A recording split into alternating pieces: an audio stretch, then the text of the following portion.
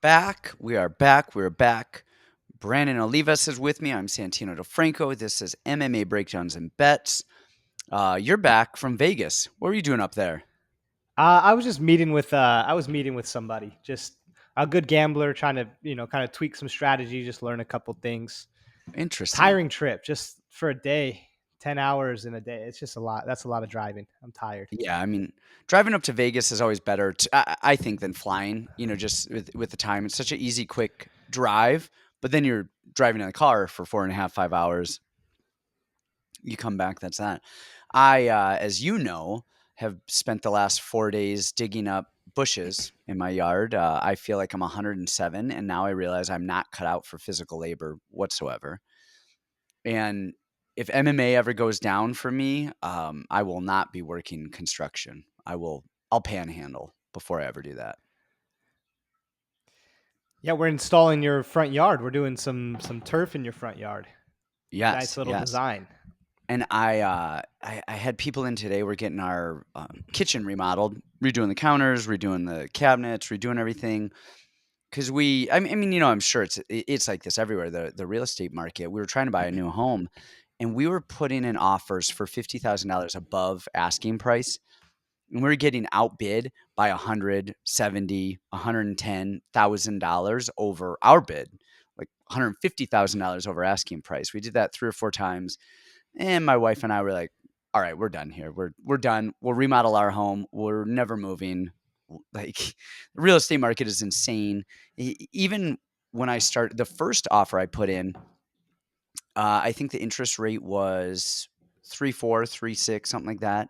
And then the last offer, interest rates climbed so much over the 8 week, 10 week period, something like that. I think the last offer would have been around 5.6 or 5.7 interest rate, which is, I mean, that's a $500 swing just on interest alone, which is nuts. So It's a that's why we're brewing. here. It's a coming. Yeah, it's a It coming. is a coming. Man, so we've got a really good pay-per-view coming up. We've got Oliveira, Gaethje for the lightweight title. Then we have Rose, who is rematching Carla Esparza for the strawweight title. And then we've got Oven St. Preux fighting Shogun Hua. We've got the legend status over here. We've got Cowboy Cerrone fighting Joe Lauzon. Two 80-year-olds kicking it. Like feels like it's like 1997 Pride or something like that. And and then really solid undercard too. Anything anything standing out with you? Oh, we have Tracy Cortez. She's fighting on this card, so we'll be down over there. She has not fought in a while. She had an injury last year that pulled her off of a card, and then so she hasn't fought in a while. This would be her first fight in front of a crowd since I believe her fight in Brazil, which might have been her UFC debut. Yes, it was her UFC debut in Sao Paulo. Then we fought in Fight Island, and then we fought Justine Kish at the Apex. So this will be her first fight back in a while. And overall, pretty good, solid card. I think it's really good, and it's good it's in Arizona. That's pretty cool. So maybe if I get off work early, I can go watch the fights for once. Nice. And then we had a week last week. I mean, on our Patreon, I went 12 for 12. And then I even made some other bets, and I ended up going 15 for 15, which I've never done. I mean, 100% across the board. I even got the Rookie. Orlovsky pick, which Orlovsky lost and they gave it to us. So I'll take it. How'd you do last I week? well, I did well. I hit 17 for 20, but it made me so mad. So first of all, guys, yes, I'm an idiot. Gina Mazzani, I'm in such an idiot. You know, my grandkids are gonna have to work to pay off the debt that I've accrued gambling on Gina Mazzani. That's how much I put on it. That's how faithful I was. Shut up, guys. But a couple losses that I had. So the other two losses were Collier. I put Jake Collier on there, and I didn't get to see the fight, but across the board, I hear pretty unanimously he did not. Arlovsky did not win that fight. Still gave it to him. So, I'll take that. And then the other one that I lost was on bare knuckle. I swear to God, this kid has a mental illness, maybe Down syndrome, something like that. They sanctioned him to fight. I don't even know if you have to say sanction. They just let him fight. Got beat up for 4.5 rounds, and the guy was puking in between rounds, and they disqualified him, and the other kid won. It's like, that's the worst beat of all time. Of all time. Well, DQ that's via puke. who do we have? Is it Neil Gary who won via or lost via DQ a couple weeks ago, and he's like a plus 1,500. There's no way in hell that guy wins, and then he wins by DQ. Um, like DQ and then Puke in via between vomit. rounds. That's a new one for me. That's Puke in wild. That between is rounds. wild. So Yeah, this fight, you guys, don't tail me too hard. So last week I was, like I said, man, I was 100%. I couldn't lose the overs, the unders, and I'm talking about on our Patreon picks. But even on the podcast talking about stuff, fights went really well. we called But again, Figgy, we called Brito, we called a bunch of different ones. yes, and then again on the Patreon, the pick. So still, you guys, I killed it last week, but don't tail too hard. This week I've been busy. We'll break down the fights here, but then also like I'm probably not going to repeat 100% like that. So definitely make sure you guys are all doing your diligence and stuff. But if you are interested in my picks, you're interested in Brandon's picks, check out the Patreon. The link is always in the show notes. And, as always, check it out, get all of our picks. And then also, make sure if you guys need a new bookie, go to mybookie.ag and use code MMA Picks 50 for, of course, sign up. And then you get a 50% sign up bonus up to $1,000. So you put in $1,000, they give you $500 free play, and you go from there, make some money on our picks. But let's And get into this well, hold on, hold week's. on, hold on. Oh, I want to extend that. I want to extend what we did a few weeks ago, guys. If you sign up for my bookie and you use our code, what is it? MMA Picks 50. yep. If you send me send it to me. If you send me proof that you did it, then we'll give you a free month to the Patreon. So you just have to sign up, and then I'll comp your month. And this is a busy week. We got CES, we have LFA, we have PFL, we have Bellator, UFC. There is so much action. There's two bare knuckle cards. Um, we have so much Titan FC. So we'll be able to pick a couple out of everywhere. This should be a really, really good week. This will pay for a whole year's worth. Should be this week. So sign up for my bookie. Send me proof. Got a month free. Done. You heard it there first. Brandon's in a giving mood again. So do it. Now, let's get into this card. We've got, how many fights are on this card? We've got 15. So we got 15 fights on this card. Starting off, we have Journey Newsom and Fernie Garcia. Why don't you lead with this one? Now I'll talk. We'll kind of go back and forth. I am curious to hear your thoughts if you have them, because I have a plenty. Yeah, this is one of the most interesting ones on the whole card for me. So let me start by saying that Fernie Garcia, I hate his record. I really hate his fight style. I hate his record. If you look at it, he's got one of the most pump records I've ever seen. Like for a guy who's 10-1. Sorry guys, I'm a little bit under the weather too. Let's see. So he's got 4-1 Isaiah Bantin by unanimous. He won a split decision against a 9-6. He beat Jay Viola, who was 40. Geez, he was in his 40s at the time. Couldn't put that guy away. He beat him by a decision. Let's see. And then he went split decision with 3-4, split decision with 3-2, and then he beat a bunch of guys with really bad losing records. I think he's a little bit reckless. I think he swings wild. I think his wrestling lacks a lot. I think he's got so many deficiencies everywhere. Now the real question is Journey going to be the one to expose it? I think Journey's not as bad as people think that he is, but he's also kind of a nothing burger too. A lot of times he stands and stares and lets other people dictate the pace of the fight. Now I do think he has power. Um, I think this could be a good upset spot. I think Journey could clip Fernie coming in. I think Fernie trying to back him up and swing wild and get into these firefights, trying to be exciting and explosive, is going to give Journey what he needs. That'll give him the opportunity to counterpunch. He is a black belt in jiu-jitsu, although I'm not in love with that. He doesn't really attempt to wrestle almost at all. I think this is a really tight one. I could see Fernie winning just on being in his face, doing a little bit more, or I could see Journey clipping him for a nice, decent upset.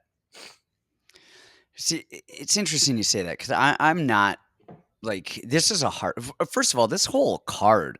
Last week, even on the Patreon, I put my picks, and I think there was 12 of them, and somebody was like, "Whoa, you have 8 or 10 or 12, whatever it was, love them picks. That's a lot." And I just saw the reads on that card, and I just thought they were solid.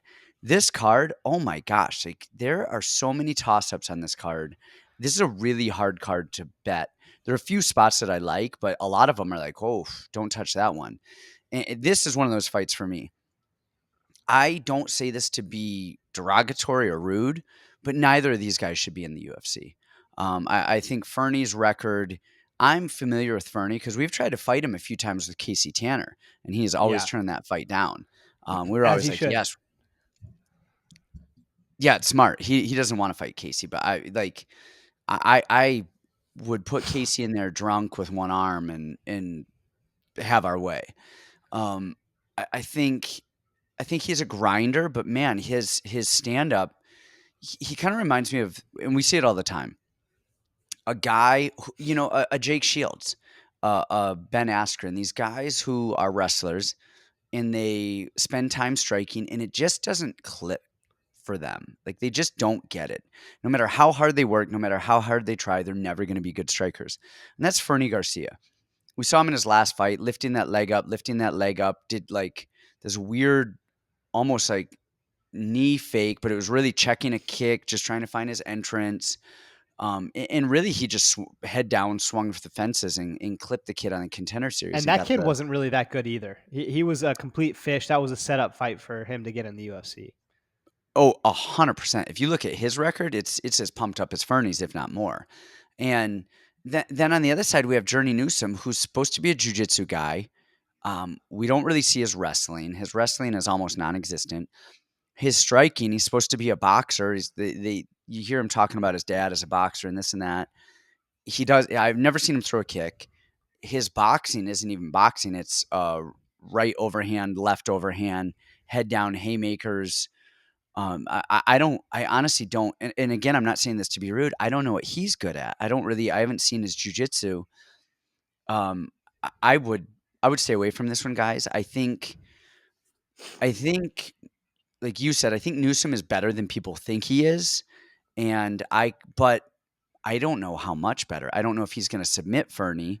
And Fernie is not very good. He's not very talented. He'll be there. He's in your face. But I don't really know how Fernie wins this, and I don't know how Newsom wins this. I don't even know if I expect this to be a over 1.5. I don't think either of these guys are going to clip each other and kind of send each other out fast. But even that, I'm not very confident in because both guys are kind of bad enough to they'll both just head down and swing. And Newsom, I think if they just go head down and swing, I think Fernie's probably got the better chin. Um, but I say avoid this one, guys. Don't I wouldn't touch it. I I do wouldn't want to touch it. point out Journey's had a tough kind of go in the UFC. He beat Domingo Pilarte, and then he lost to Randy Costa, who is a one-round killer, and then he lost to Ricardo Ramos, who's very, very good. This is the first time he's fighting somebody who's under 5'9". That's a big deal when he's 5'5". So I think we're going to see a much better version of Journey on this one. See, and Journey's a solid dog on this. Let me look at the odds really quickly. He is plus 130, so nothing crazy. But if you guys want a dog spot, and I think this one is a dog or pass, or you do it over right here because over 1.5. But I'm not confident in either of these fighters to win. Somebody's going to lose, but I think this is going to be somebody losing, not somebody putting on a really good performance. All right, next up we got Lupi Godinez versus Ariane Carnelossi. What you got? Man, I really love the way that Lupi fights. And then but her record just doesn't show it in the UFC. She's 2-2 in the UFC. Um, lost to Jessica Penne, lost to Luana Carolina, beat Loma, who's as solid as it gets, and Silvana Juarez, so whatever. I mean, there's that. Um, she is fighting Ariane Carnelossi, and man, Carnelossi is just I am not like she's supposed to be a kickboxer. She looks like Vanderlei Silva back in the day. Her kicks are non-existent. It's a overhand right and an overhand left. She has the biggest arms I've ever seen on a female in proportion to her body as a fighter ever. I would say the things that she does well. She's physical and she's strong, which is big for a female. she has good cardio. She doesn't fade, and her jujitsu is bad, and her wrestling is bad, and her everything is bad. But she does a really good job of she'll get put on her back and she comes up on top or she gets back to her feet well after being put on her back. And we saw that a few times. Sometimes it's half guard stuff coming up, other times it's bridging and rolling, but she knows not to stay there too much. And that's kind of where I would give her props. On the other side, we have Loopy, who is shorter, as well, where she's not a crazy tall featherweight or not featherweight. I'm sorry, strawweight. But she's got beautiful trips. Her wrestling is good. She has a really good double leg. She has really great judo trips. What worries me though is she hits that headlock throw, and I don't want her to give up her back in position. She did that with Penny. She did that with Penny. She gave up her back, and honestly, it was almost like a Peter Yan Aljo fight. Peter Yan was a better fighter. I thought he won the fight, but he gave up his back, and you give up those minutes and you give up rounds, you can't get them back. And that was kind of loopy with Penne. I think she'll probably have learned from that. I think she has the cleaner striking. I think she has a better clinch. I think she's the smarter fighter. And I think she has the wrestling. I think she has the wrestling and she's going to be able to do stuff. I don't see Carnelossi taking her back and kind of grinding her out. And I don't really see her hurting Loopy. I like Loopy here, but Carnelossi is tough and she knows how to win and she's in your face. But actually, I think her pressure is actually going to go against her. She is just marching forward the whole time. And I think all Lupi has to do is just drop into a double right there. I think he's going to make the takedowns even easier. She's just got to get up on the cards. And Lupi, this is her fight as long as she doesn't make some silly mistakes. This is, I think, one of the easier ones on the card. You're a lot nicer about Carnelossi than I am. I'm gonna get this one back because I bet Estela Nunez pretty heavily in the last fight, and I don't think it was the wrong read. I would bet it again every day. Well, I guess knowing Estela now after a couple fights and that cardio problem, but technically it was not a bad read at all. I mean, technically it was the correct decision, and even the Na Liang fight before that. I was watching that one today going, how the hell did Na Liang lose this fight? She had 100 opportunities to actually win this fight. She took her down, had her rocked, was on top, and she was the one who I think made the bad decisions that let Carnelossi back into the fight. I really don't think it was Carnelossi. And the reason that I say that is the second Carnelossi got taken down, she was locked her guard. She was good laying on her back until Na Liang made her mistake. And that was so she's what 2-1 in the UFC. She lost to Angela Hill, which is no big deal. I mean, a lot of people are going to lose to Angela Hill. Cardio grind. That's a horrible fight for Carnelossi. But then she beat a girl who had one of the biggest adrenaline dumps possible. Right, came from China, never been in America before, fighting on a massive pay-per-view in the very first fight with fans back in the crowd since the lockup. Huge adrenaline dump. Huge adrenaline dump, and then fought a girl who probably also had an adrenaline dump. First fight in the UFC, and already has pretty bad cardio. That's not Loopy. That is not Loopy at all. And Loopy can wrestle. It's funny. I think this is the one card we're gonna see. Actually, the only two girls in the UFC that can chain wrestle. That's Tracy Cortez, and that's Loopy Godinez, right? You guys want a really close comp? Watch the Vanessa Demopoulos fight. I think Vanessa Demopoulos is very similar to Ariane Carnelossi, a better version of her. She's very strong. She's very physical. She's got the same kind of striking, those big, looping overhands. She plays jiu-jitsu off her back, especially in that fight. So you want a really close comp. We've already seen this fight. It's Loopy versus Vanessa. And Loopy's hands are amazing. I think her wrestling is sick. Now, her jiu-jitsu needs some help. It needs a little bit of work. And weirdly, I still think it's better than Carnelossi's. Uh-oh. Do we lose you? Okay. Yep, I'm back. Um, So I really like Loopy here. I really don't see a path to victory for Carnelossi other than keeping Loopy on the fence.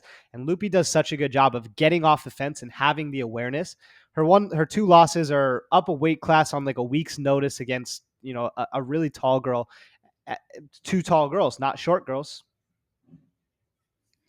yeah, I think it's funny you mentioned the Angela Hill fight. What I think was most telling about that fight, which is actually weird, is how little Angela Hill is, but how she was able to physically dominate uh, Carnelossi, even with the size discrepancy. It's almost like she's has these big, bloated up, puffed up muscles, but she doesn't really use them well. Like she was, Angela Hill was really controlling that in a physicality sense. All right, what do we got next? Well, there you have it. What do we have next? So we've got Kleydson Rodrigues against CJ Vergara. Um, let's hear your thoughts on this because I've got a few.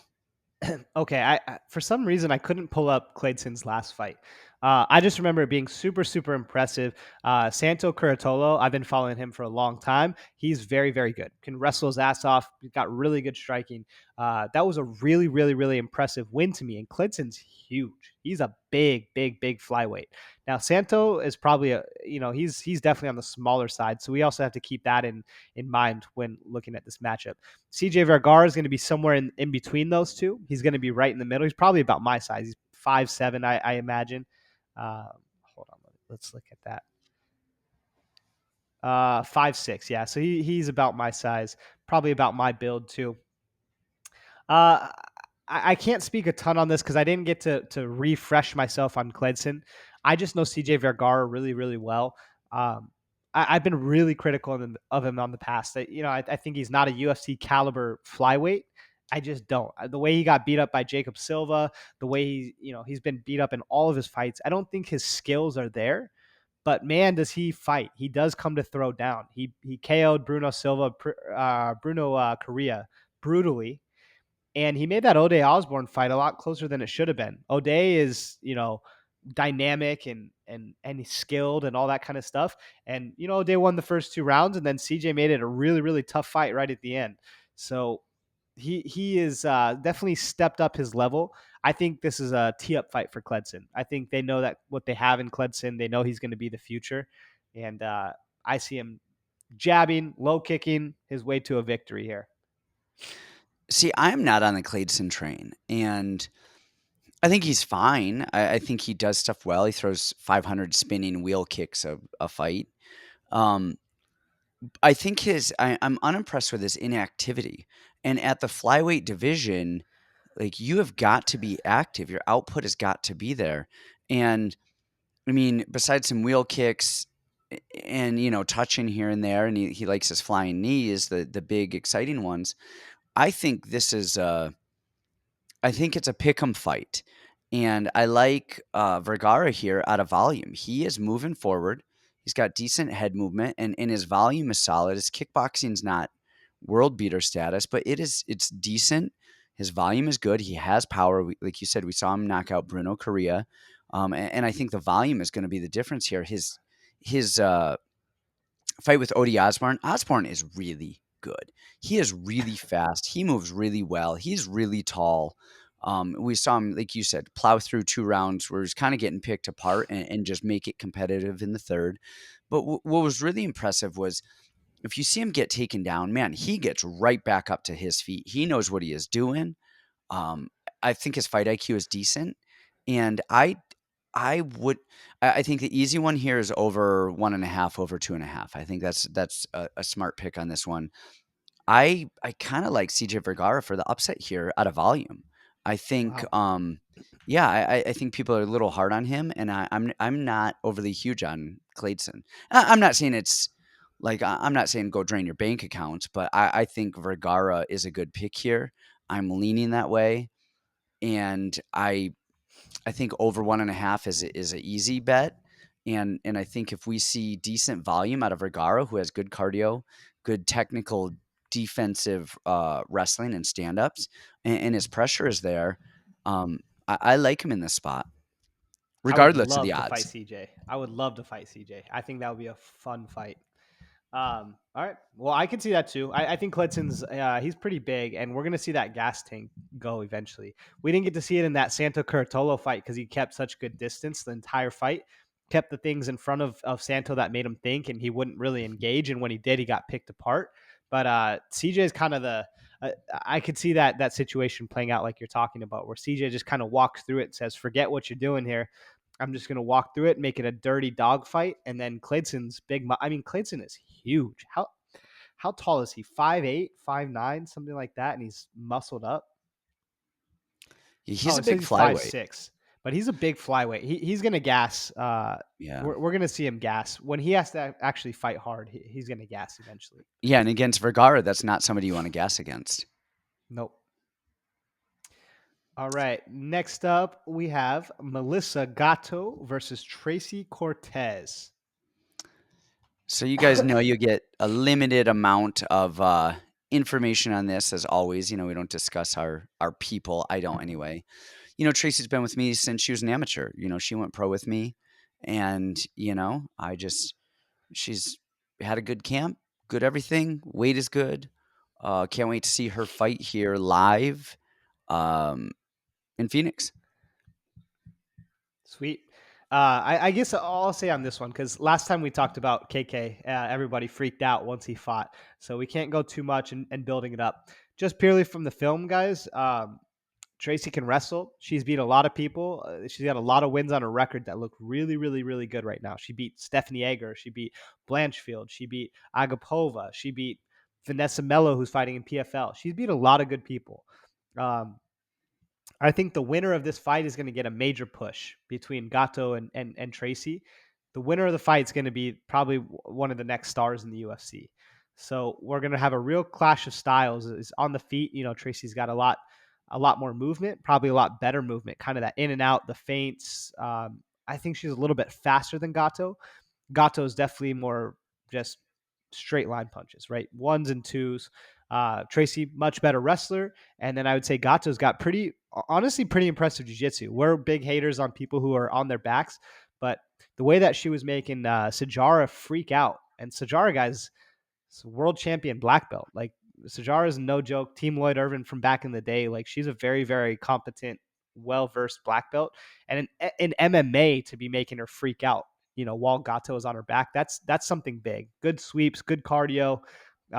This is gonna be a tough fight, I think, on both ends. So we don't want to go too much into it.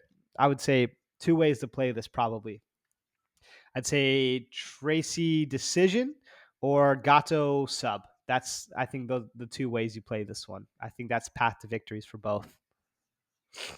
All right, next up, we've got Andre Fialho, who we just saw fight most recently against Miguel Bieza, against Cameron Vancamp. And why is this fight going on?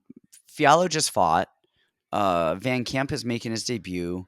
It's not like somebody fell off. It's I kind of think a he just weird wanted to matchup. fight and they gave him one. Yeah, that's just interesting that they kind of threw this on a card, um, just to do. So interesting, but uh, we've got Fialho. Again, we saw him fight Bieza. I like Fialho, man. He's got the death touch in his hands. He checks kicks well. He moves well. He's got the experience. I like him here. I like him. On the other side, we don't know a lot about Van Camp. I haven't been able to watch a lot of video on him. He's a submission guy by far, but he's beating very lower level competition. He is not like a great. He's not fighting high level guys. Um, Striking's not bad. He throws clean down the middle. He throws some front kicks right up the middle. His clinch is decent. Clinch, when I say clinch, like up against a cage, not traditional Thai clinch or wrestling clinch, but cage clinch work is not bad. He's got some good body locks. He took Volker down with a body lock. Um, he's slow on his feet. He's not very fast. And I think um, Fialho is going to be a little bit faster, a little bit cleaner, a little bit more well polished. He's had the higher level of competition. Um, this is really can uh, Van Camp get the fight to the ground and find a submission. And if he can't, does he have the gas tank to control Fialho for 15 minutes? Which he did well with Volker. That was quite a bit back and forth, but he is too confident in staying on his back and not getting up to his feet. Um, I think for his limited tape that I could find on Van Camp, I think this is kind of a Fialho meatball swinging hit through the fences. I'm totally with you. I think I just want to praise Fialho really quick. So when he fought Pereiro, that was when we were in LA for Vanessa, and all week I had told everybody on the Discord, guys, I think he's got a shot here. Like I think he's a lot better than you guys think he is. I really think he's got a shot. No, no, no, Pereira's a lock. Pereira's a lock. Pereira's a lock. Ah, la, la, la, la, la. If I was super competitive, man, he's good. He's really good. I love his patience. I think what's cool is we're gonna see a couple guys on this card that are the Sanford mainstays. And when I say the Sanford mainstay, actually all three of them are Sanford mainstays. The guys who are putting in extra time with Henry Hooft, with Sean Soriano, with Greg Nelson, or Greg Jones. I'm sorry, Greg Jones. Jones. Yep. Greg Jones. Yep. And Fiala is one of those guys. His takedown defense looked excellent. And when you say he's got the death touch, what's really interesting is it's not like he's like Chaos Williams, who we're going to see later, who's just got crazy insane power. He just puts the punches where people cannot see them, and he puts everybody out. It is amazing. He's calm. He's patient. He sees things well. He moves his head off the center line, and watching the Baeza fight was amazing because Baeza I think is a good striker. I think Baeza's talented. He's fast. He's dynamic. What'd he do? Took a deep breath, grabbed that head, and put him out. And I just love him here. I think this is a great setup spot. So if you're gonna look, try KO1, KO2, just KO in general. Take a money line and parlay it. I think Fialho's a great pick here.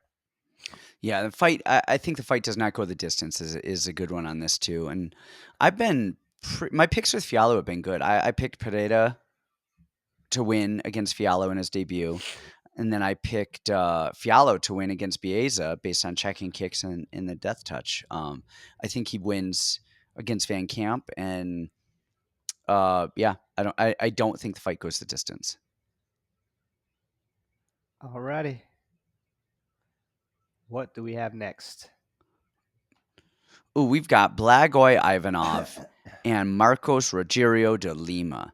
Give us your thoughts on this. And before we do, I love, and hopefully they mention this on the telecast, because they generally mention it on every telecast, that Blagoi got stabbed in the heart and then made a full recovery and is now fighting. So I don't know. He's like my favorite human on the planet. They tell the story. You hear about how he got stabbed in the heart and was like bleeding out of his heart, and now he's fighting in the UFC after a 2-year layoff, but he's still in the UFC. Hey, he looks old as hell. He looks super old. Well, he Um, is old. yeah, they're both kind of old. This is a weird one to me. Not like a weird one to me, but I don't know how to read this fight. I don't know how to look at this fight because I watched a few of the.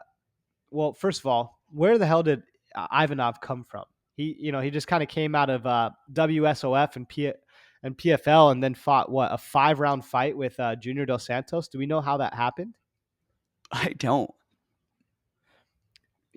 That is super strange for me coming Oh, from I think another he got brought organization. in last minute. It was a replacement. I forget who Junior was supposed to fight, but he was the main event, and Blagoi came in. And then he just fought five fives with Junior Dos Santos. Okay, super strange. Lost the decision there. Beat Ben Rothwell, beat Tai Tuivasa, and then lost 2 split decisions to Sakai and Derek Lewis. It's just interesting. He just kind of like fights close fights. He gets backed up against the fence a lot. He's kind of a counter puncher. I wouldn't say like low volume. I didn't want to spend a lot of time on this one because these are heavyweights and they're old heavyweights, and it feels like there's a lot unknown here. But I didn't watch Marcos Rogerio de Lima's losses. I remember his loss against Romanov. He got taken down, stood back up one time, then got taken down again and forearm choked. But in his Maurice Green fight, his Ben Rothwell fight, Soli fight, it's hard to really pick him apart. I mean, his striking looked good. His fight IQ looked good. His takedowns looked good.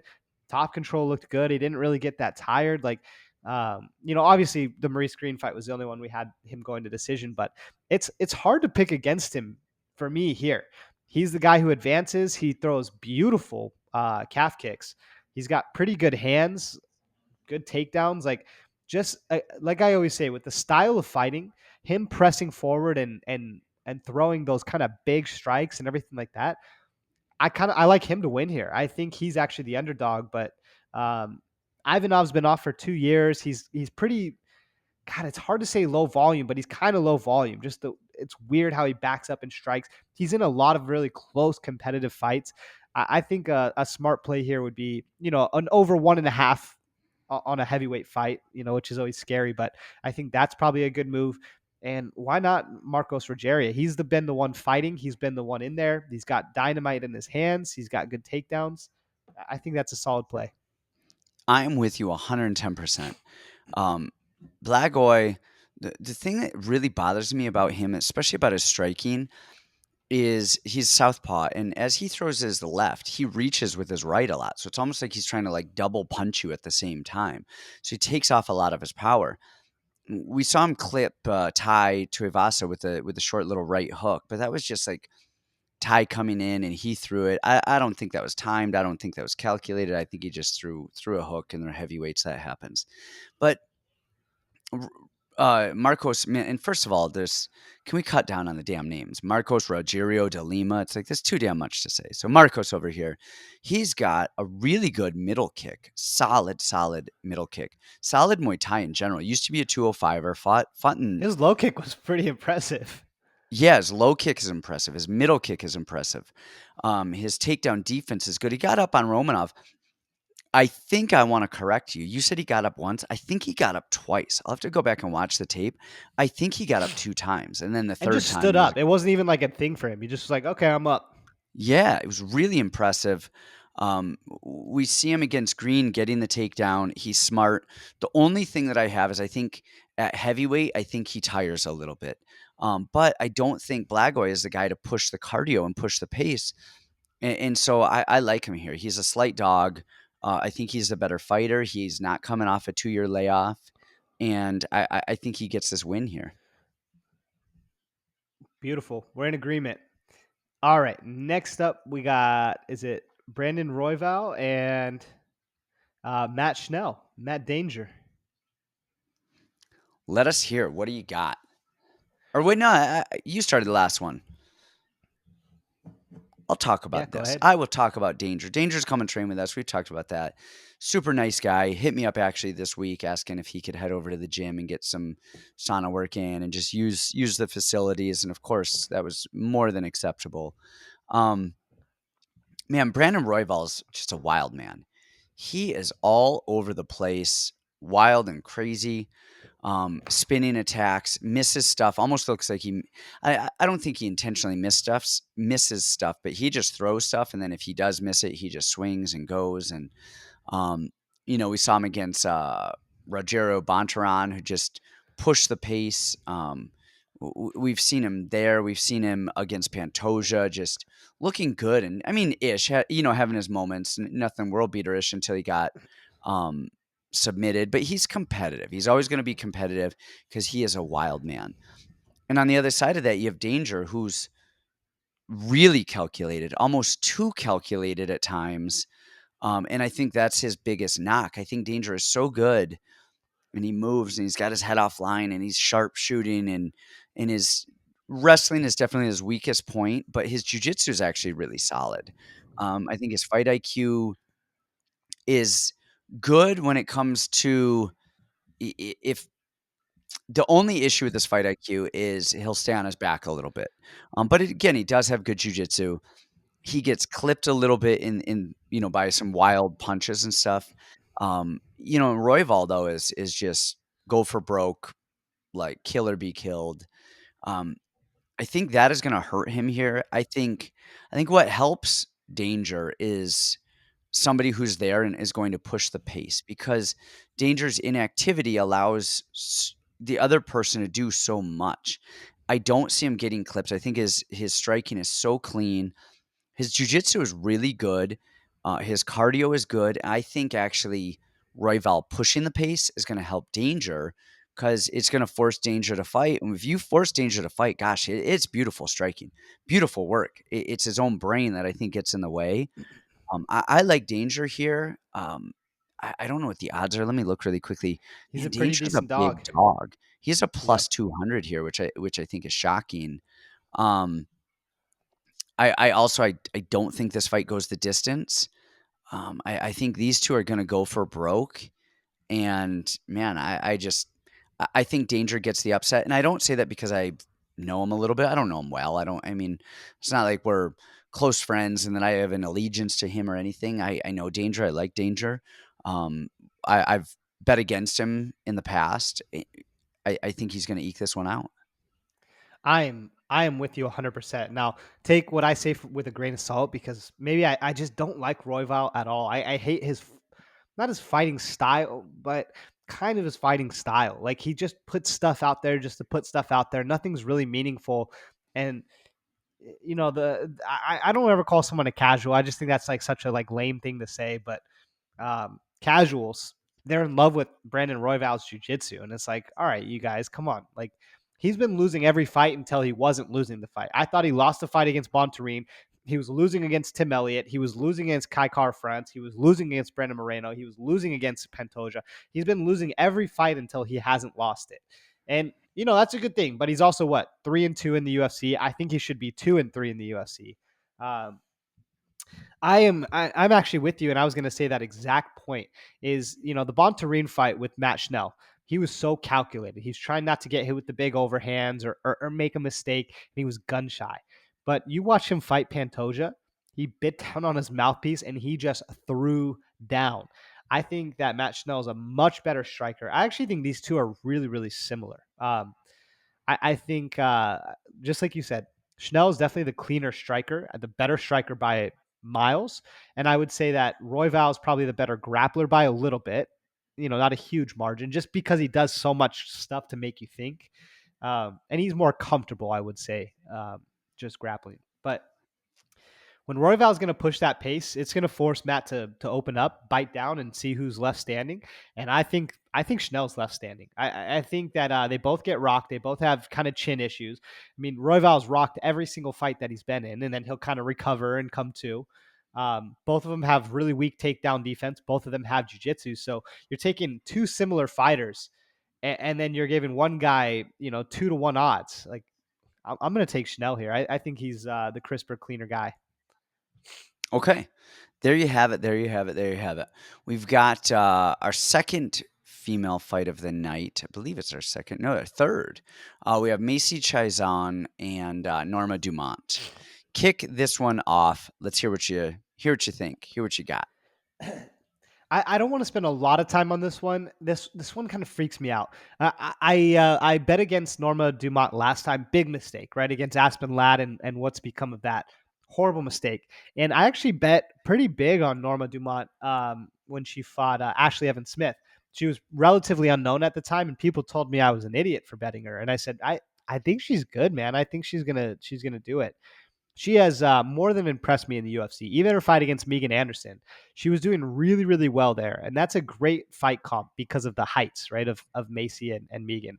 Um, the only thing that scares me here, I think she is better everywhere. I think she does a lot of things really, really well.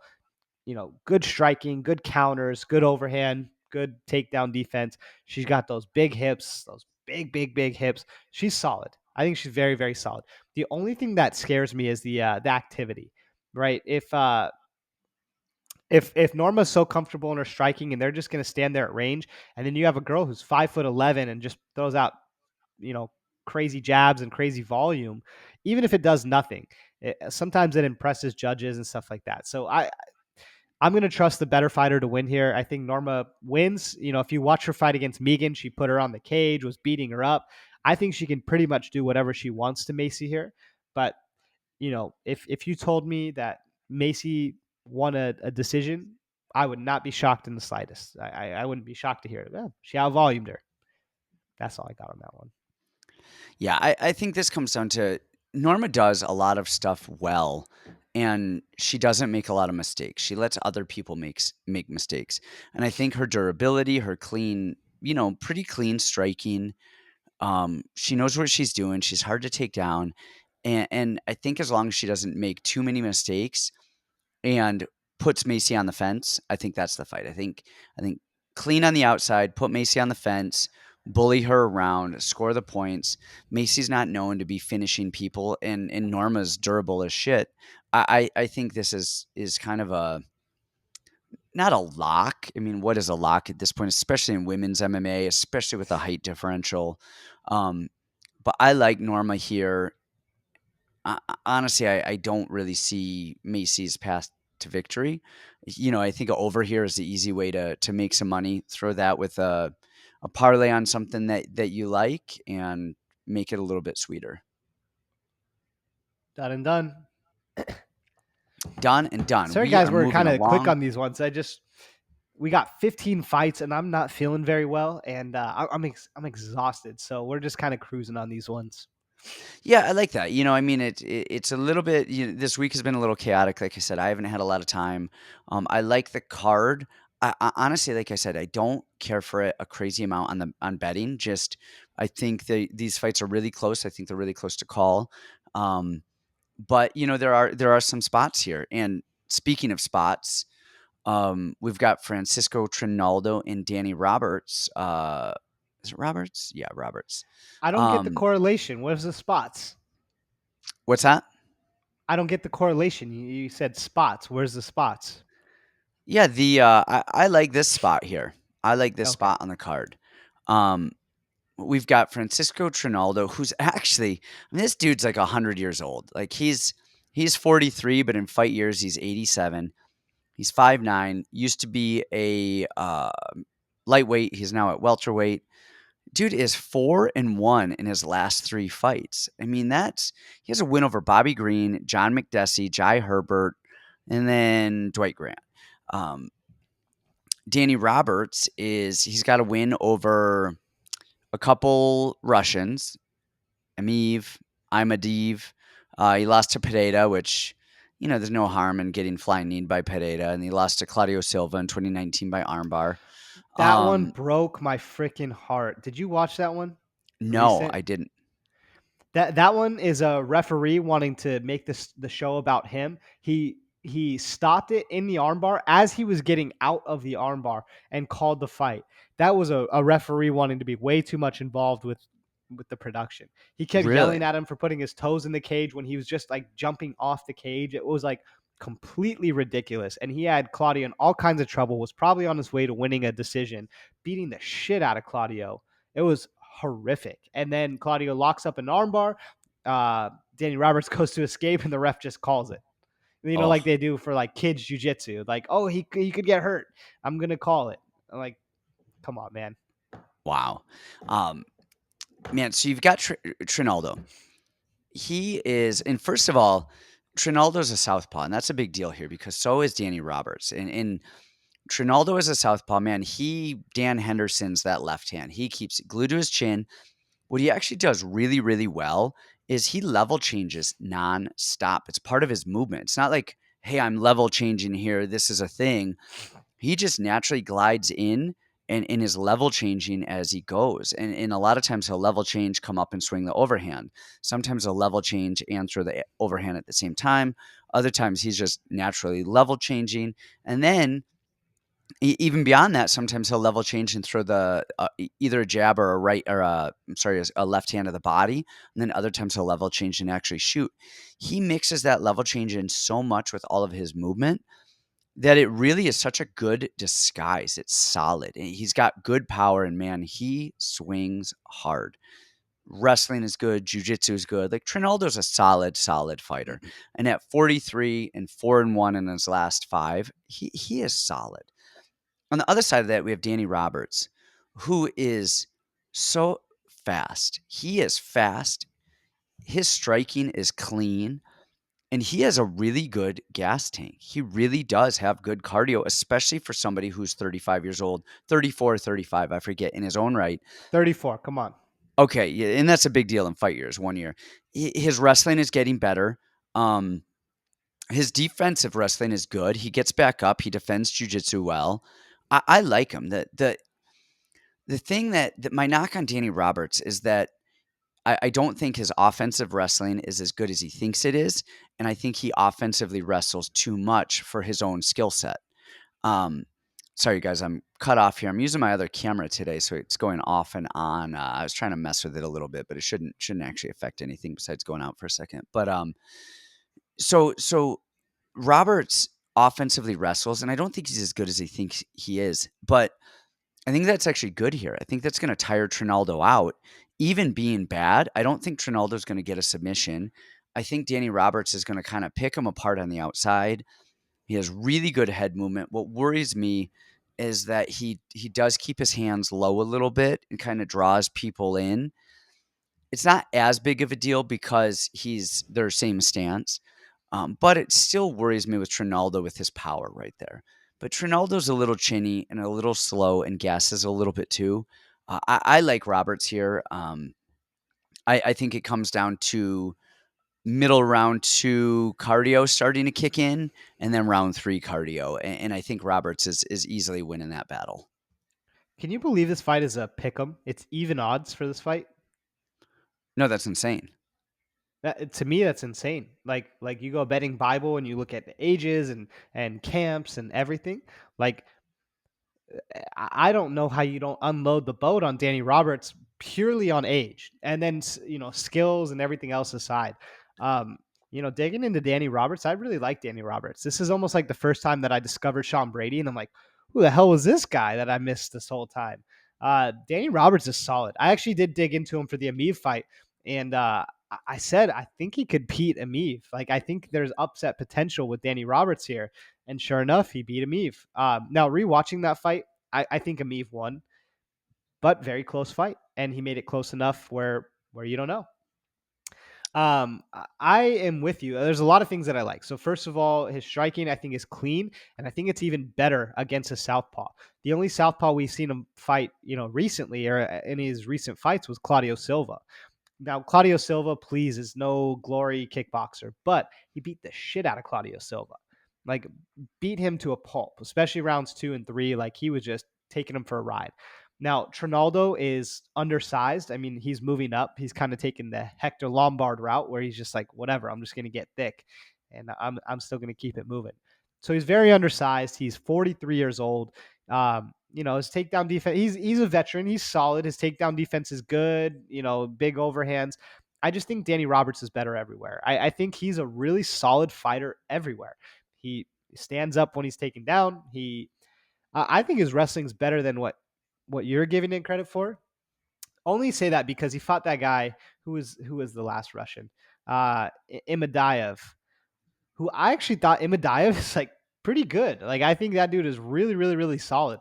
And Danny had a great fight with him.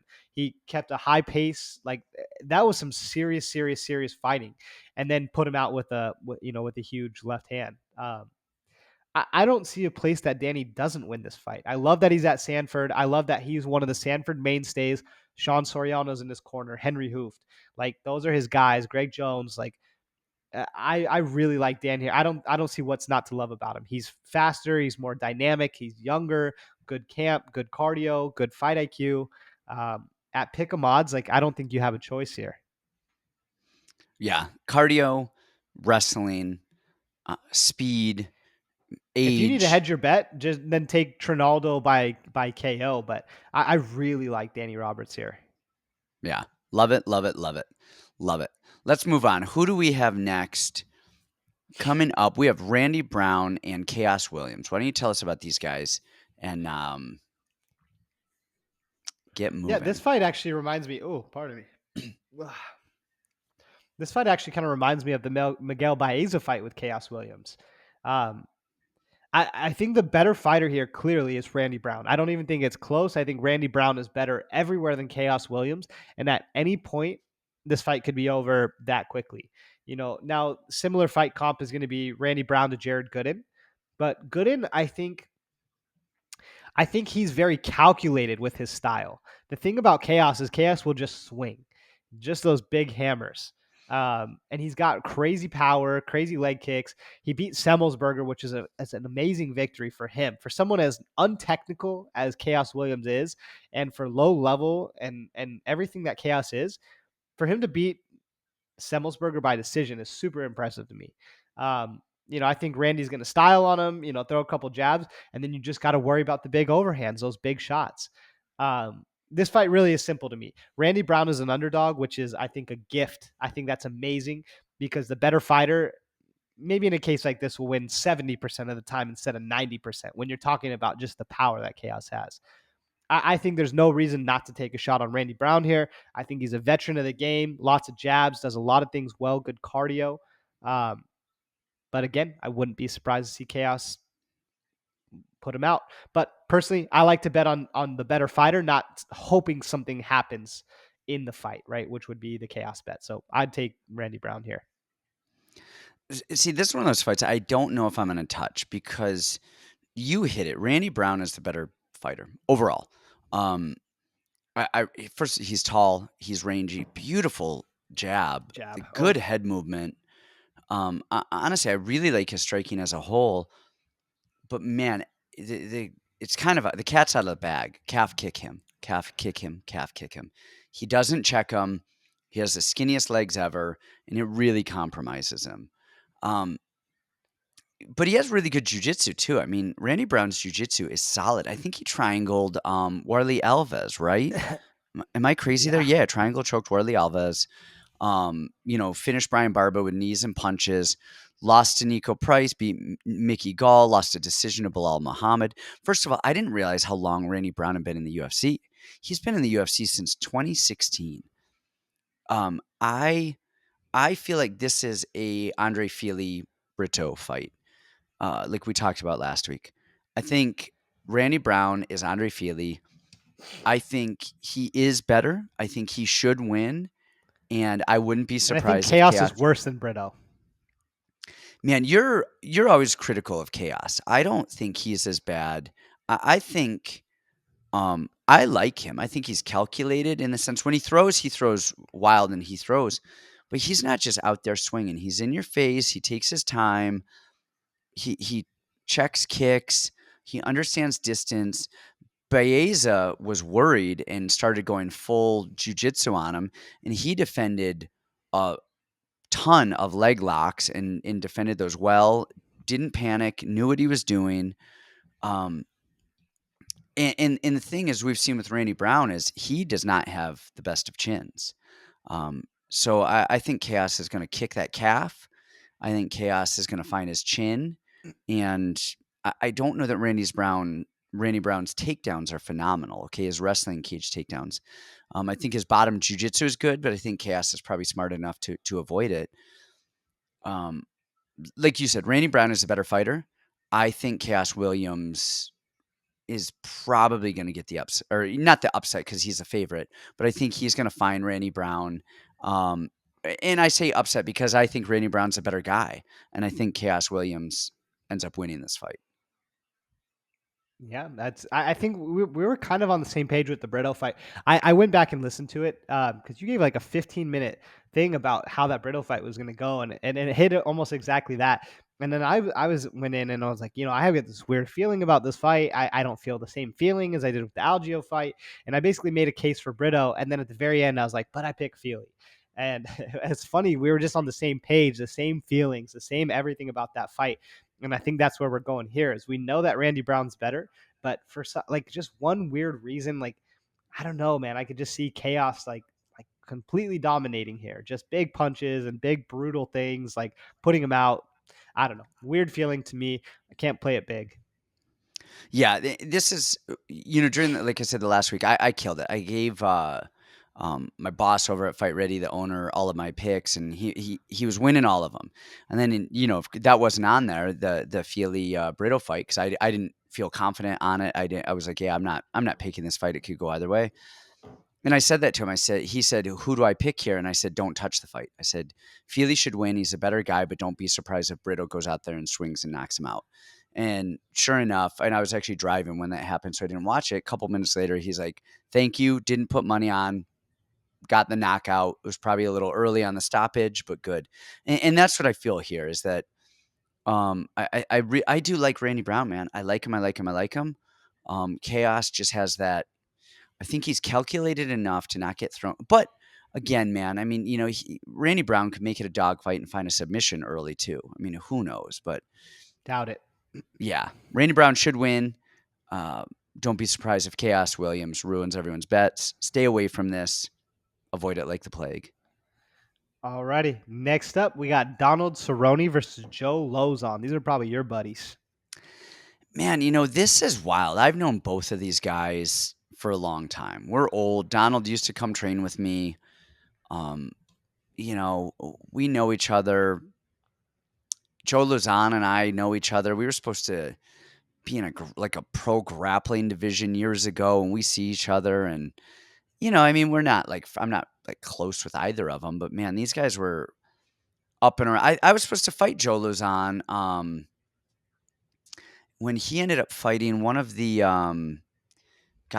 brothers from Georgia, the Brazilians. The Not the Limas. Lima. What's that? Oh, not the Limas. Not the Limas. Man, a 35er just fought.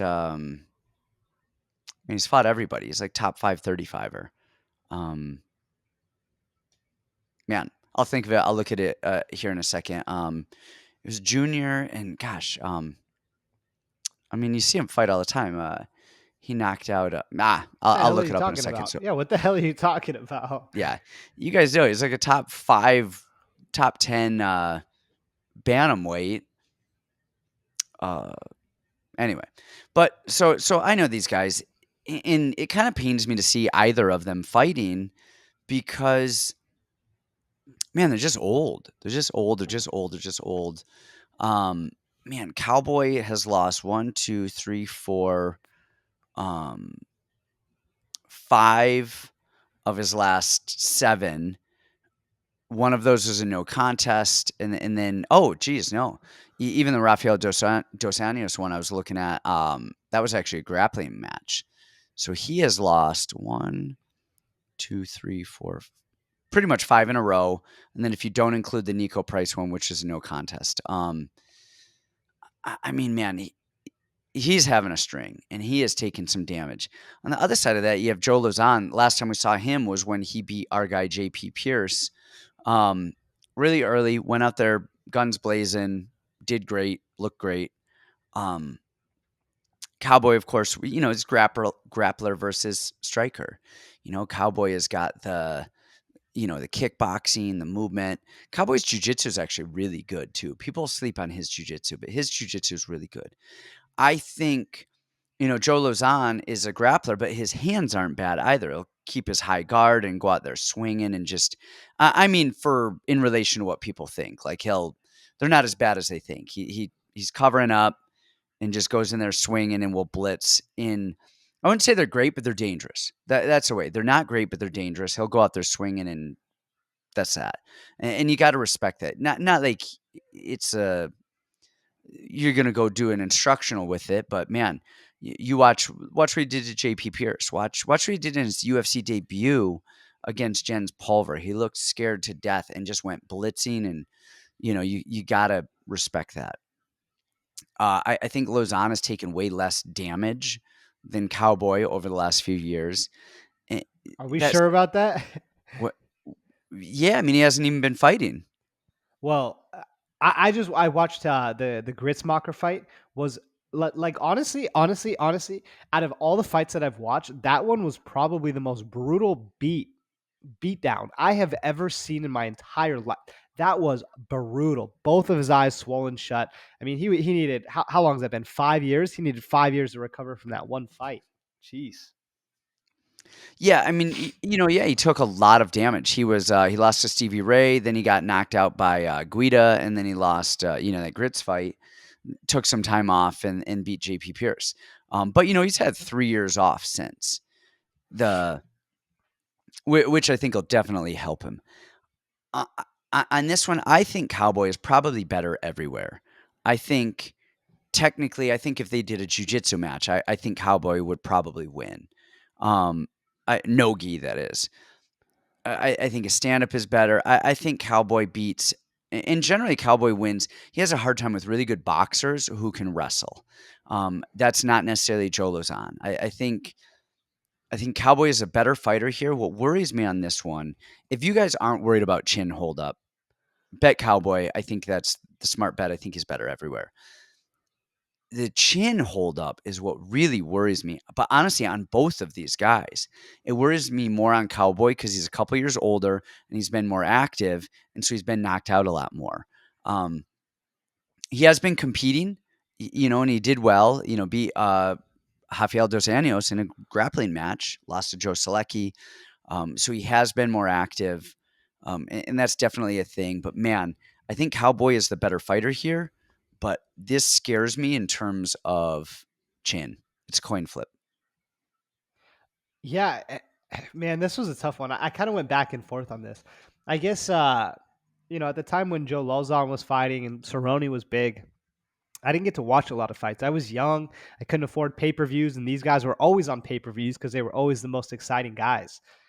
And man, I look how far MMA has come, is all I have to say.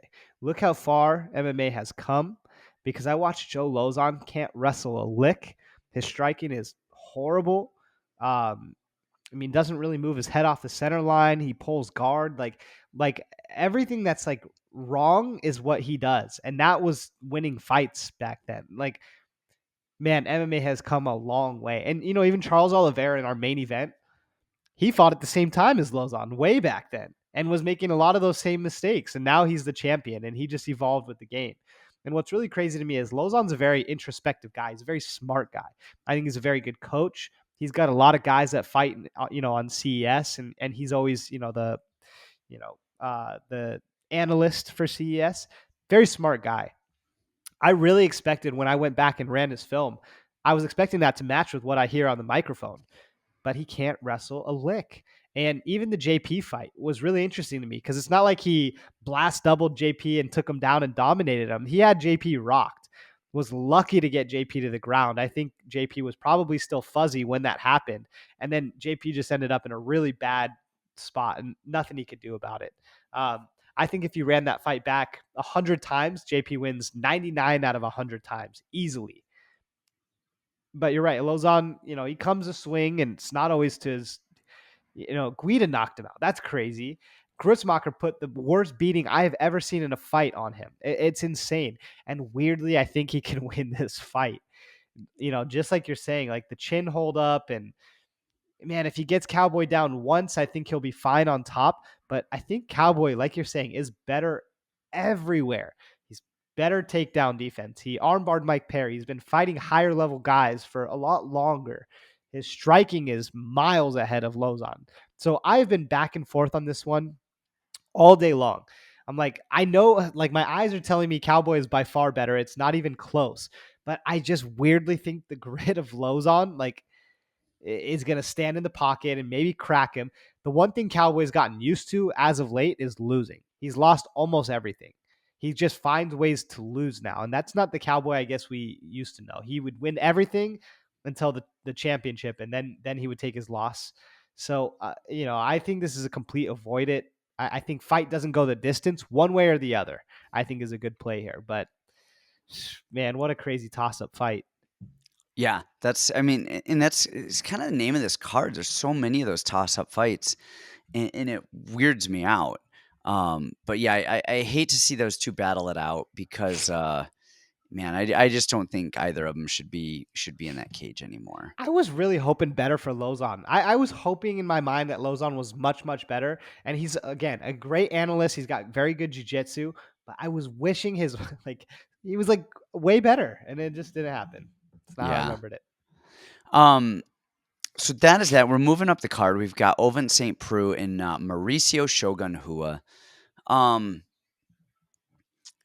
This is a weird one. I kicked off the last one. Let's hear your thoughts on this one first, and then I'll go. I actually didn't spend 1 second of film on this one, so I have nothing for you. The reason that I have nothing is because Shogun is 40. Ovince St. Preux is the biggest like head case ever. One fight he looks incredible. The next fight he stands there and does nothing, and then gets head kicked. And the next fight he's choking people out. So I don't know. Ovince I think is younger. How old is he? Oh, he's No, not 39. much. 39 and 40. Well, in that case, I don't know. Shogun's like solid. I watched that fight with Tyson Pedro, and he took a beating for the first couple rounds, came back, put it on him late. Like His striking looks clean. He does a lot of things well. Um, Definitely more volume than Ovens.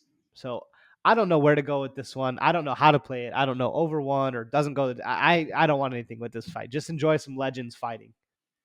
That's where I'm at with this one too. We were there with the last one. I mean, at least that one we had a little bit better analysis, but this one here comes down to these are two old people who have both had a lot of fights, and you said it best. Which Oven St. Preux shows up? The guy who doesn't do anything, or the guy who does a little bit, or the guy who tries to get a takedown and grind you out? His last couple of fights, he looked like he was just done. Like he was just collecting a paycheck. In Shogun, he's old, he's beat up, but at least he still fights. He still tries to fight. His volume is better. He's still kind of crafty, and again, I think he tries to fight. I have no idea. I wouldn't touch this fight if you paid me. If you gave me $100 to bet on this fight, I'm not doing it. Um, Maybe we max bet Shogun. Why not? One yeah, time. that's what I was gonna say. If you're just dying to bet this fight, I would say bet Shogun. And if you ask me why, I would say I don't know. Maybe just because he still wants to fight. He still looks like he has some interest in the sport. And that's not a good reason to bet, but that's what I would say. I would say absolutely Shogun, just because, man, Oven St. Preux a few years ago, I'd be like, man, absolutely. Now I think he's just collecting a paycheck, waiting to be cut, getting his last fights in. He knows he's done, and now he's probably at the top of the money chain, and he's just collecting right here.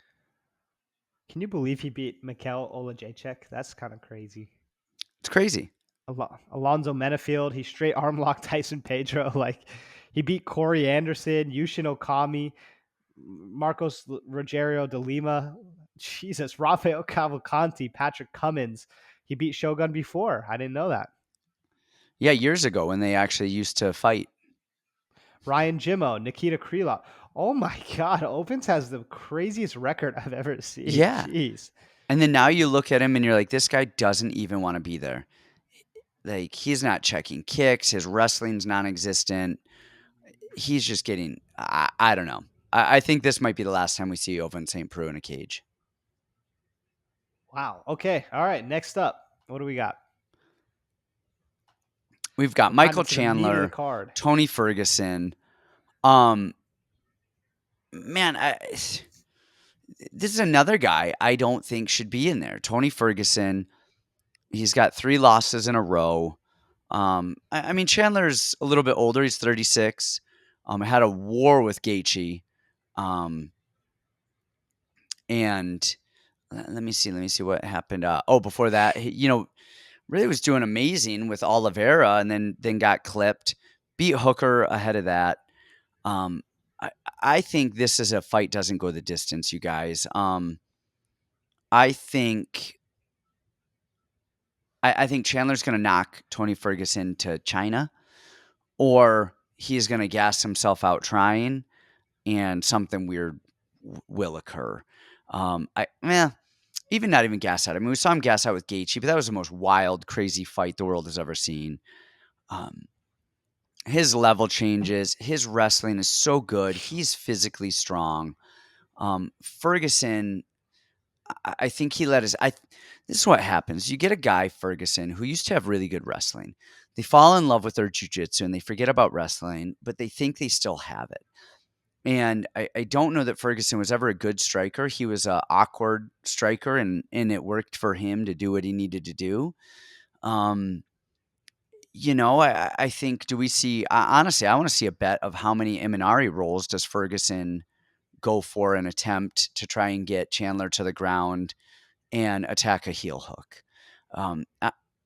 Outside of a random weird submission here by Ferguson, I don't know that he has a path to victory. And I like Chandler here. I like his hands. I think he's still in it.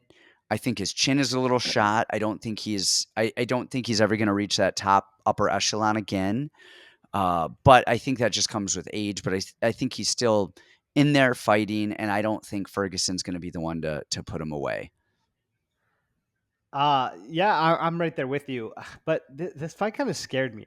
I guess I've never really known about Tony Ferguson. You know, everyone has been in love with Tony Ferguson. He's one of the most liked fighters on earth, and I don't know anything about him. I just see him on Twitter looking like a homicidal maniac. Like, him and Sean Strickland should be locked in a room together and just see what happens. Like, one of them is going to crack eventually.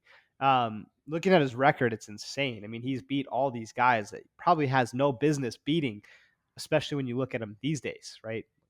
Kevin Lee, RDA, beating RDA is insanity.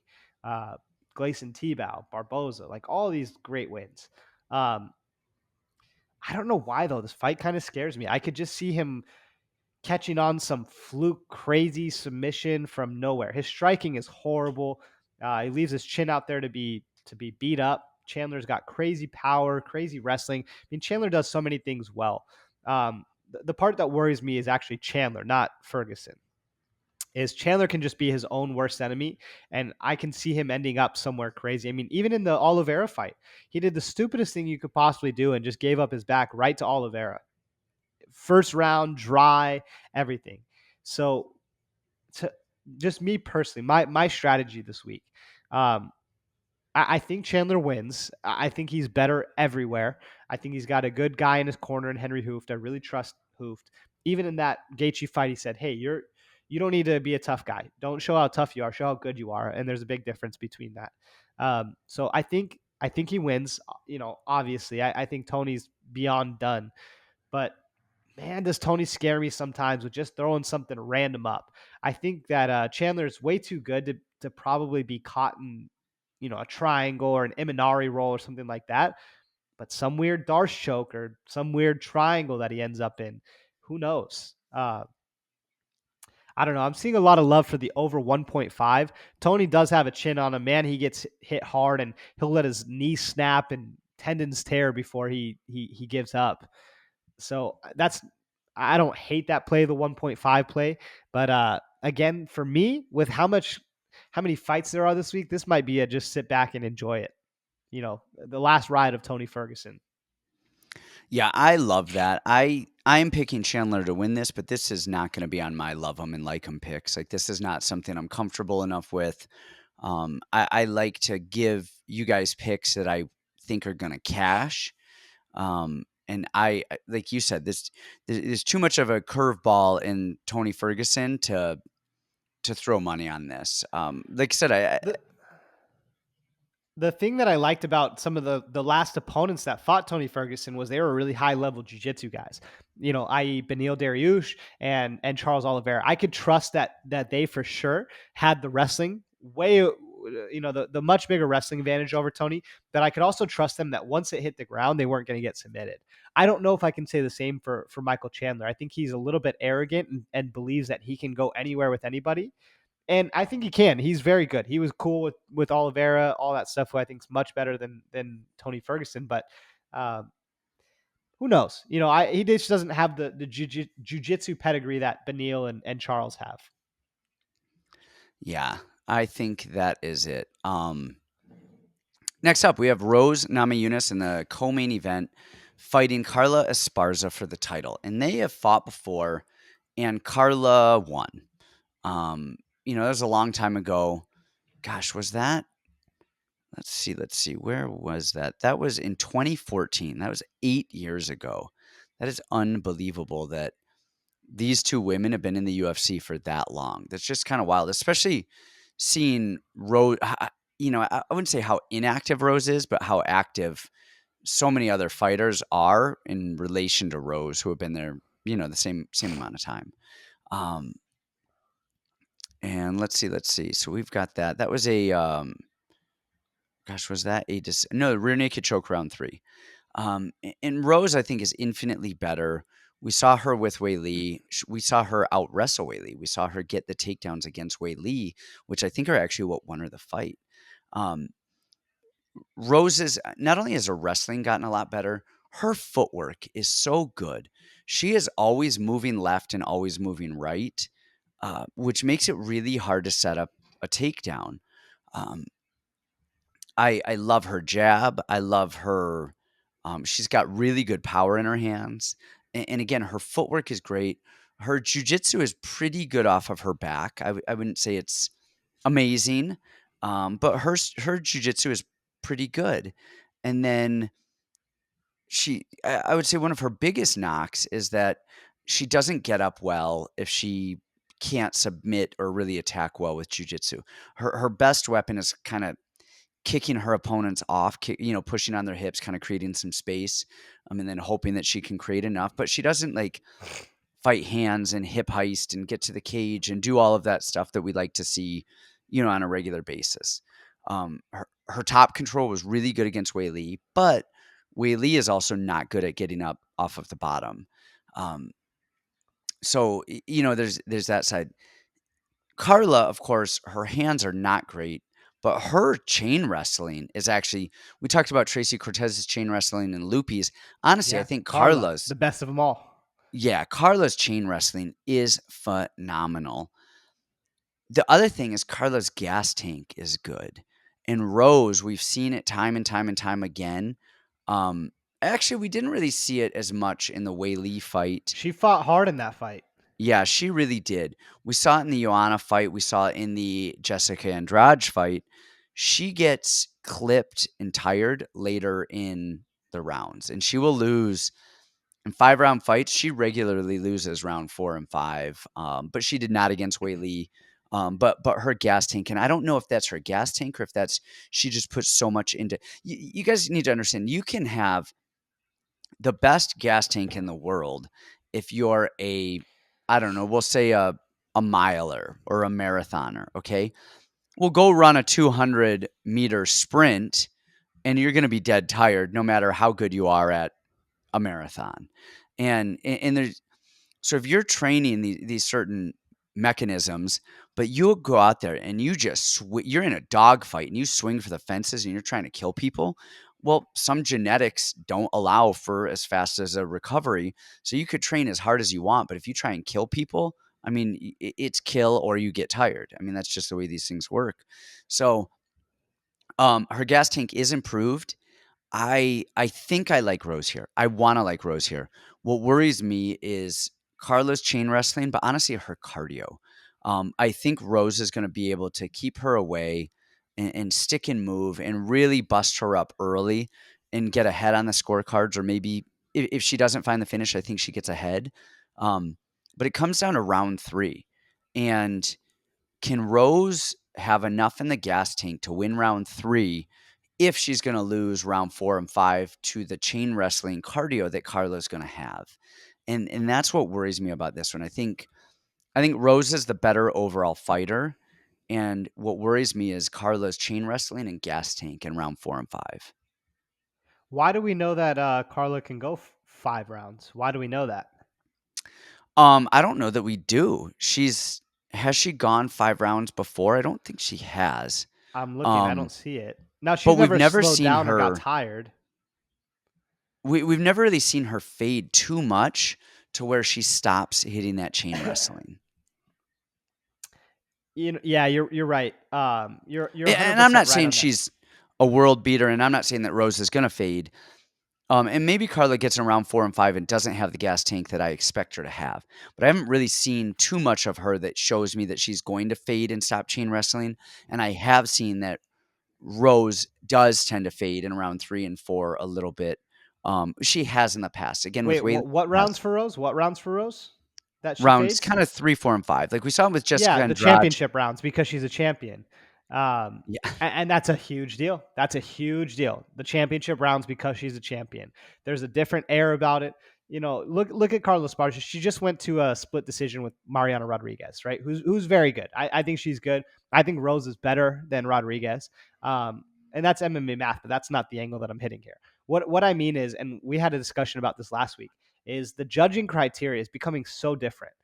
You can take somebody down and you can grind them for 4 minutes. If you're inactive on top and you're not pushing damage, the second that they reverse you, get on top and throw 2 elbows, you spent all that energy and 4 minutes on top and you just lost the round because of 2 elbows. So I think the judging criteria is it's much different. And I don't think Carla is a complete fighter. Even Khabib towards the end became a lot more complete. I mean, he was busting up Justin Gaethje with jabs. He would make you worry about the overhands, and he did a lot of different things well. His leg kicks were good towards the end. Um, I I could see Carla winning. Obviously taking Rose down if she can do it for 5 rounds successfully. But watching the Wei Lee fight back, Rose did stand up in the first round. I think she stood up a few times during that fight, and even in that first round, I think Wei Lee took her down and was on top for the majority of it. And then Rose got on top and then kind of pushed her against the cage and threw big strikes, and she probably won the round that way. And that's the real bummer about wrestling these days. If you don't mix it with high volume ground and pound or submissions, then you're in danger of losing the round in 3 seconds if you do nothing. Judges do not like that anymore. They don't like the holding. And that's really Carla's game, is take you down. And she does a great job of that. And then there's not a lot after that. And watch that Mariana Rodriguez fight. She put her own self in a lot of bad spots. She could have held Mariana down and won 30-27 easily. But instead, she decided to go for ankle locks and foot locks and let Mari come on top. Horrible, horrible decision. Um, I don't think she'll make those same decisions here in the Rose fight. But I also think Rose is a very smart fighter. I think she's much better than Mariana Rodriguez is. I think she's going to stand up. I think she's going to show that championship experience. And I think honestly, we could see a really similar fight to the Joanna Jędrzejczyk Carla Esparza fight, where Carla got finished. I mean, it's just so hard to have such a deficiency with a camp and a fighter as smart as Rose and Trevor Whitman and Pat Barry and all those people. It's hard to be a one-trick pony against somebody like that. Wei Lee can do everything well and had a tough time with Rose. So uh, not that it's going to be like the strongest play of all time, but I think Rose really does it here. You brought up a point, and I actually forgot about that. One is coaching. Trevor Whitman, I think, is the best in the game. I think that guy's mind. I love his coaching. I love his style. Love everything about him. And for her last fight, actually, against Wei Lee, she went back to Greg Nelson and did a lot of wrestling. And you saw Greg Nelson cornering with Trevor Whitman. And, I forgot that she has been spending so much time with Greg Nelson and working her wrestling and going back to the roots. And I love it. I love the Trevor Whitman play. I love the Greg Nelson play.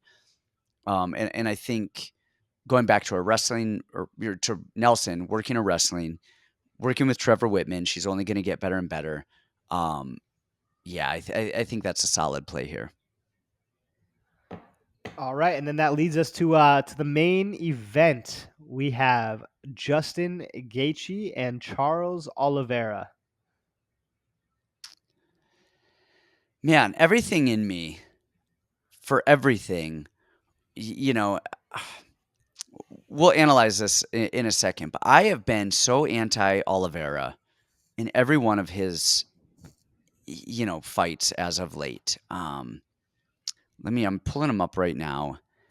I thought, I thought Poirier was going to beat him.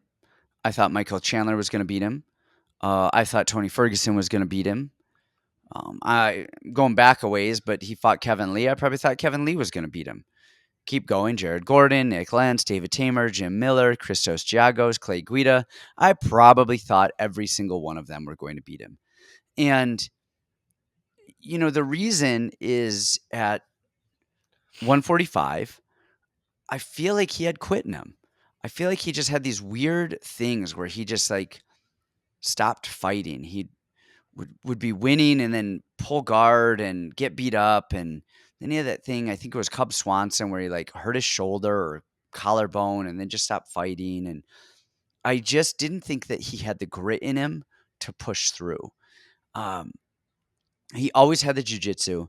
I thought that he was always going to be a one-round fighter, that he gets the submission or he panics.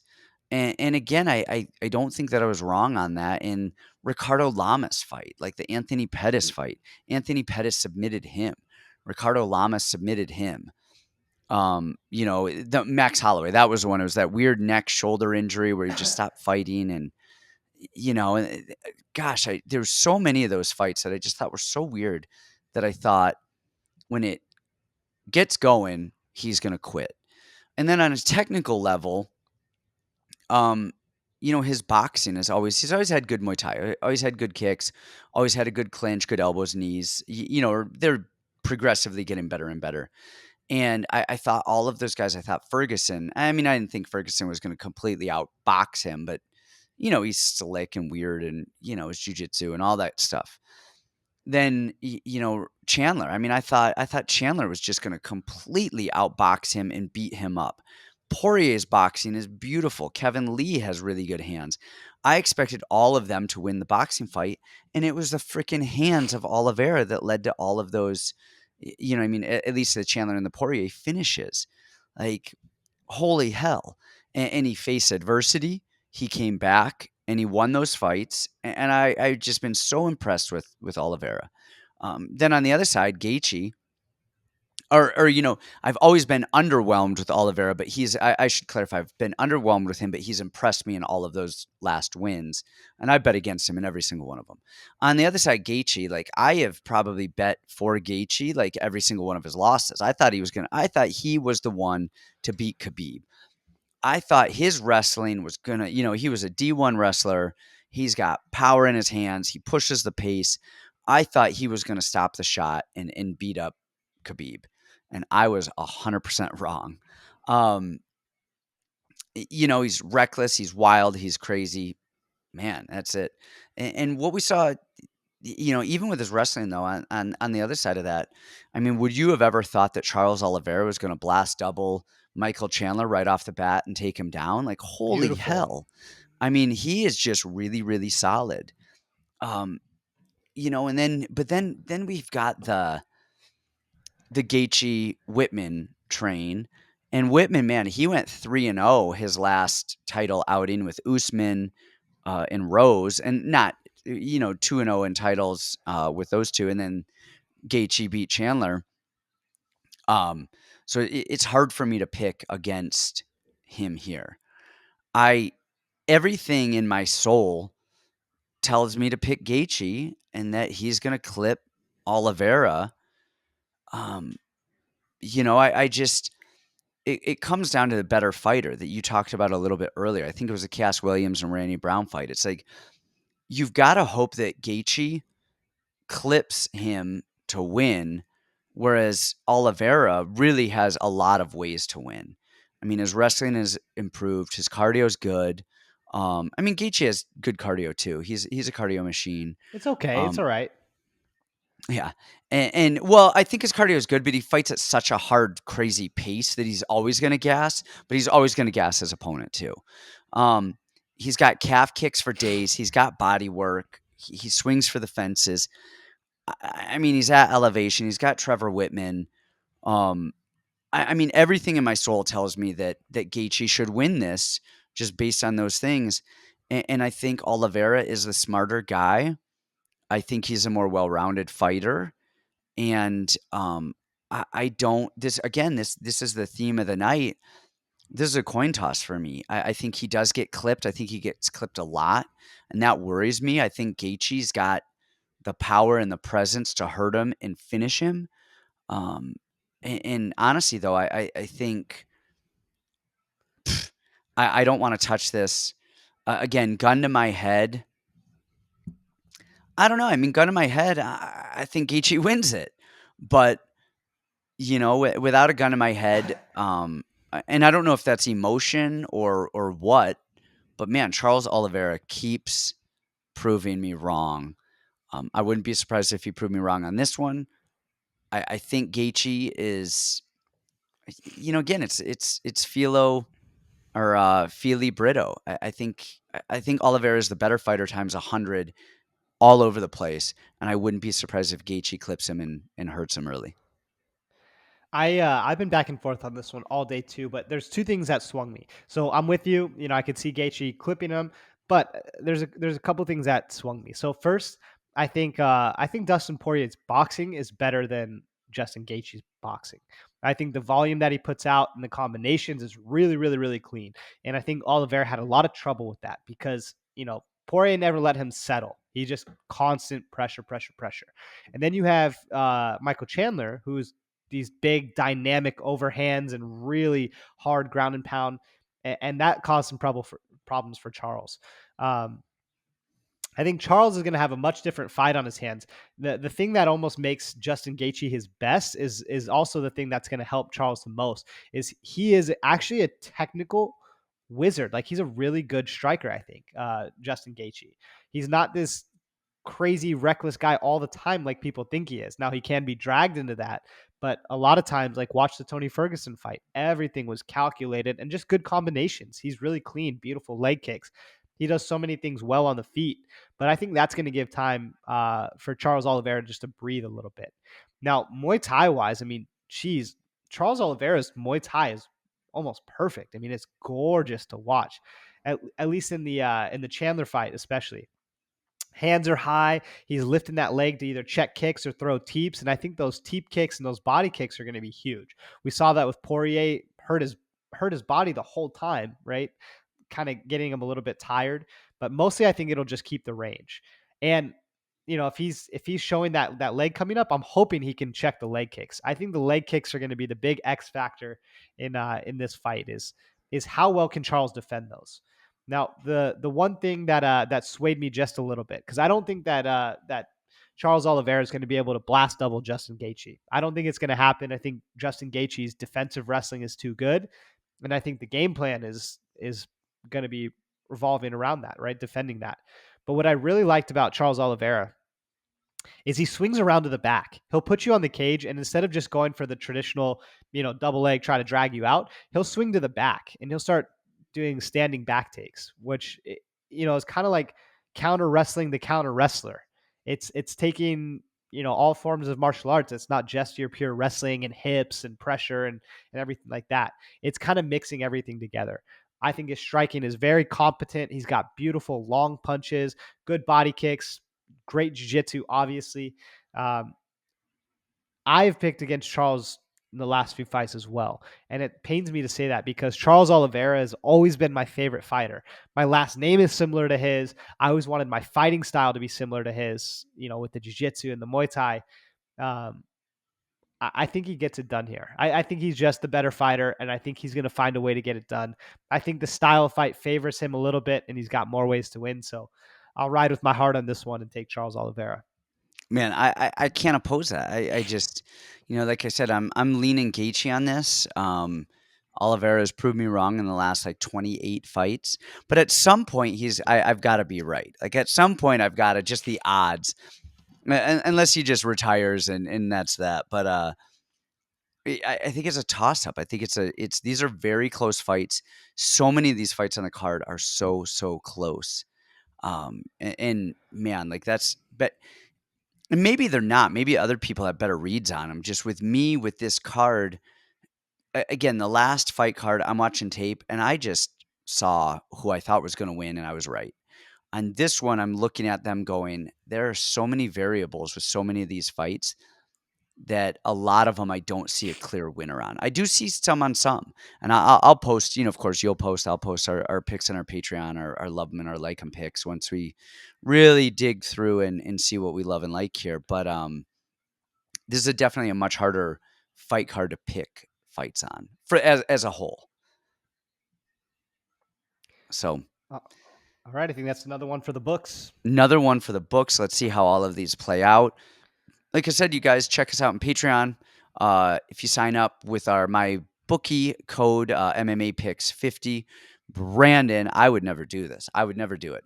But Brandon will give you a free month to our Patreon where you get all of our picks on all of the UFC fights, CES, CFFC, all of the regional shows. Brandon kills it on that and gives you all of his breakdowns on those as well. So let's see how these fights play out this week, and hopefully we'll see you guys there. Thanks, guys.